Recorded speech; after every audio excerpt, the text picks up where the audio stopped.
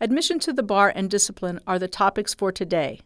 This unit will deal with Rules 8.1 and 8.2 regarding admission and relationship with judicial officers. The next unit will deal with Rules 8.3 through 8.5, discipline.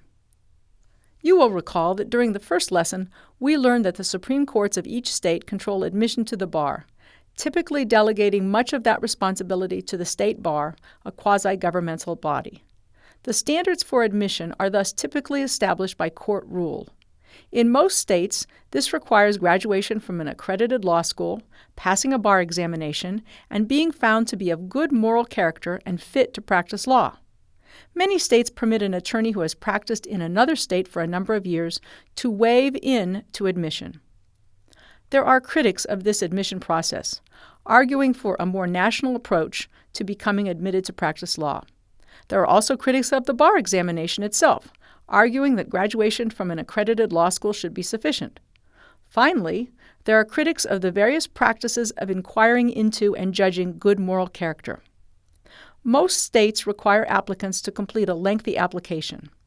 The National Conference of Bar Examiners standard form runs 31 pages and asks for information such as every address where you have lived since age 18, or for the past 10 years, whichever is longer, every job you have held for the past 10 years, or since age 18, whichever is shorter, if you have ever been a party to a civil action, any citation, charge, or arrest other than for a case resolved in juvenile court, if you have debts of over $500 which have been more than 90 days past due in the past 3 years. For example, most states ask about mental illness that has resulted in hospitalization or involves diagnosis of a psychiatric disorder, such as bipolar disorder or schizophrenia. Most states ask about abuse of drugs or alcohol and or treatment for substance abuse. Most states also seek letters of recommendation from members of the bar, and the dean of the law school is generally required to report on moral character. Based on this information, the bar may launch an inquiry into an applicant's moral character and may deny admission.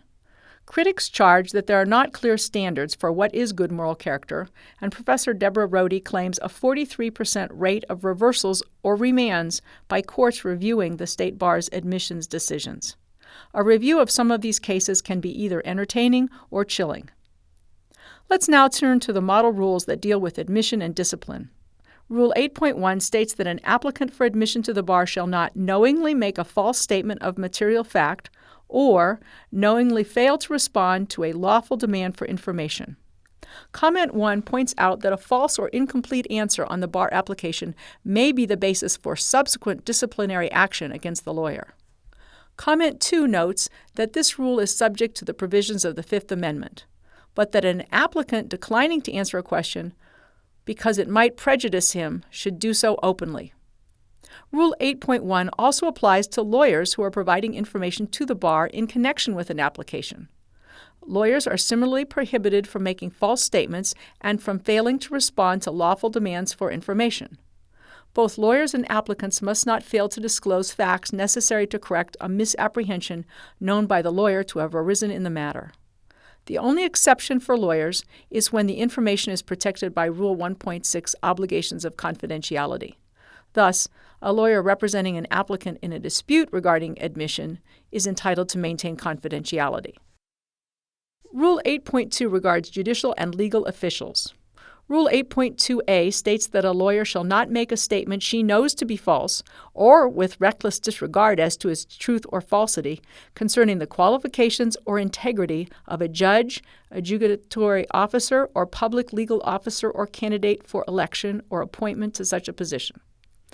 Comment 1 notes that assessments by lawyers are often relied upon in assessing the qualifications for judicial or governmental office, such as Attorney General or District Attorney. Honest and candid opinions can contribute to improving the administration of justice. Violation of this rule or its predecessor rule has landed some attorneys in disciplinary trouble.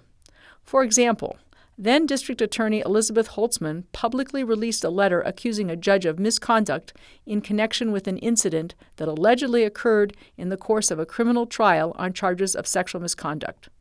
Her charges were found to be false, and she was disciplined for making the public accusation without adequate prior investigation.